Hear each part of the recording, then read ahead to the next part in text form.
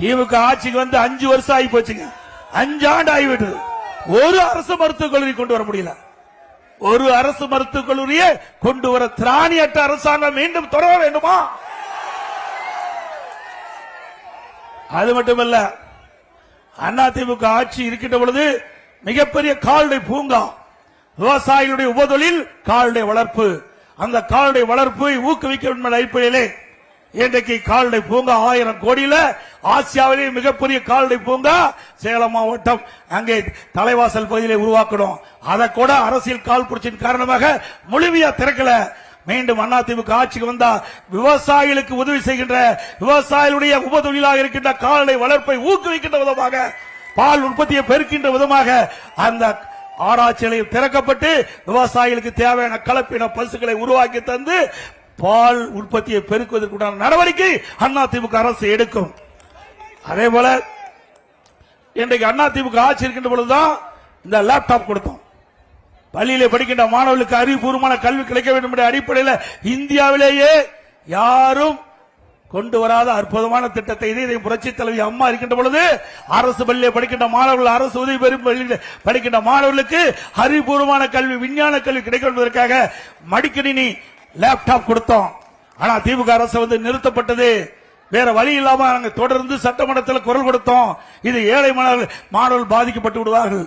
இன்றைக்கு வசதி படைத்த குடும்பத்தில் பிறந்த மாணவ மாணவி லேப்டாப் வாங்கி அவர்கள் கல்வி திறனை வளர்க்கக்கூடிய வாய்ப்பு இருக்குது.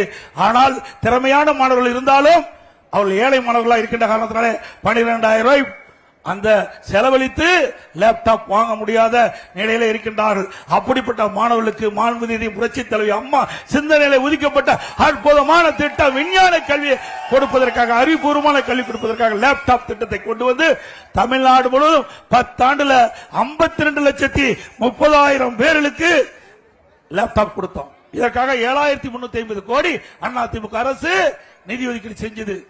4 வருஷம் கிடப்புல போட்டாங்க. இன்றைக்கு இளைஞருடைய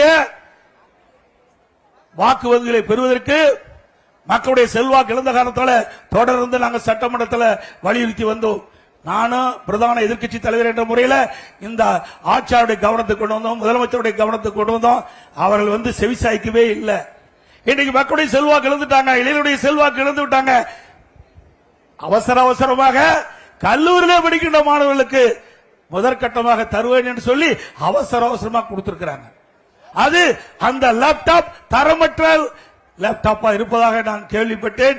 அதிமுக ஆட்சிகள் பிறகு விசாரணை கமிஷன் அமைக்கப்பட்டு இதில் ஊழல் நடைபெற்றிருந்தால் சட்ட நீதியாக நடவடிக்கை எடுக்கப்படும். மாணவர்களுக்கு கொடுக்கப்படுகின்ற லேப்டாப் தரமாக இருக்க வேண்டும். திட்டமிட்டு அதிலும் ஊழல் செய்த அரசாங்கம் திமுக அரசாங்கம் என்பதை நேரத்தில் தெரிவித்து,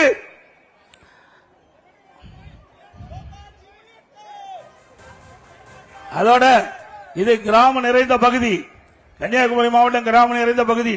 அங்கங்கே கிராமத்தில் வாழ்கின்ற மக்களுக்கு அந்த பகுதியிலேயே இன்றைக்கு ஏதாவது நோய்வாய்ப்பட்டா சிகிச்சை அளிக்க வேண்டும். அதற்காக அம்மா மருத்துவம் கொண்டாந்தோம், அம்மா மினிக்கிளினிக் கொண்டாந்தோம். அதை இந்த ஆட்சியில முடக்கிட்டாங்க, அப்படியே தடுத்து நிறுத்திட்டாங்க. மீண்டும் அதிமுக ஆட்சி வந்த பிறகு அம்மா மினிக்கிளினிக் திறக்கப்படும். ஏன்னா இது வந்து சாதாரண விஷயம் அல்லங்க. இன்னைக்கு அதிகமாக ஏழை மக்கள் வசிக்கக்கூடிய பகுதியை தேர்ந்தெடுத்து அங்க ஒரு அம்மா மினிக்கிளினிக் ஏற்படுத்தி அங்க ஒரு அரசு மருத்துவர், அதோட ஒரு செவிலியர், மருத்துவ உதவியாளர் நியமிக்கப்பட்டு அந்த பகுதியில் இருக்கின்ற ஏழை மக்கள் ஏதாவது நோய்வாய்ப்பட்டால் அந்த அம்மா மினிக்கிளினிக் சென்று சிகிச்சை பெறலாம். இது ஒரு அற்புதமான திட்டம், ஏழைகளுக்காக கொண்டு வந்துட்டோம்.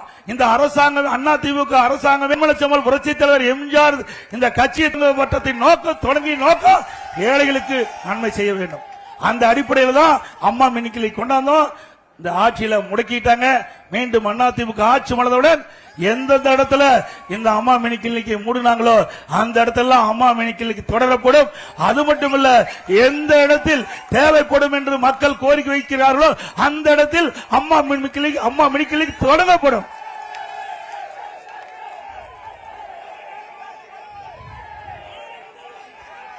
அதே போல தமிழ்நாடு முழுவதும் மருத்துவ சிகிச்சை சிறப்பாக இருக்க வேண்டும் என்பதற்காக சுமார் 284 ஆரம்ப சுகாதாரங்களை கொண்டு வந்தோம்.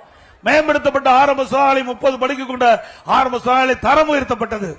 இப்படி பல திட்டங்களை கொண்டு வந்து நிறைவேற்றப்பட்டது. இந்தியாவிலேயே அதிகமான இன்றைக்கு தேசிய விருதுகள் பெற்ற ஒரே அரசாங்கம் அதிமுக அரசாங்கம். அதிமுக ஆட்சியில 10 ஆண்டுல பல துறைகளில சாதனை படைச்சோம்.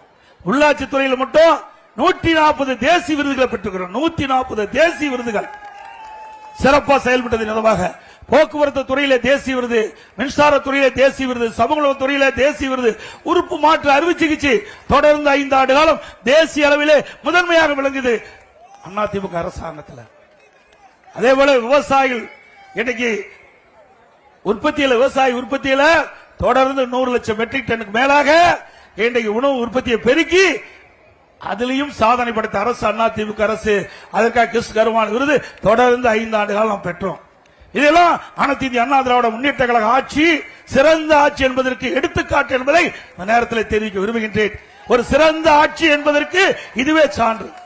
அதோட கொரோனா காலம் உங்களுக்கு நன்றாக தெரியும். கொரோனா காலத்தில் ஓராண்டு மக்கள் எங்கேயுமே செல்ல முடியல. இன்றைக்கு காற்றில் எளிதாக பரவக்கூடிய வைரஸ் கொரோனா வைரஸ் அது ஒருவரை தாக்கினால் உயிருக்கு ஆபத்து. அப்படிப்பட்ட காலகட்டத்தில் கூட மக்களுக்கு வேலை இல்லாமல் இருக்கின்ற காலகட்டத்தில் இன்றைக்கு மக்கள் பாதிக்க கூடாது என்பதற்காக ஒரு வருடம் ரேஷன் கடையில் விலையில்லா அரிசி, விலையில்லா பருப்பு, விலையில்லா எண்ணெய் கொடுத்த அரசாங்கம் அதிமுக அரசாங்கம். எல்லா குடும்பத்துக்கும் 1000 ரூபாய் கொடுத்தோம் இல்லைங்க.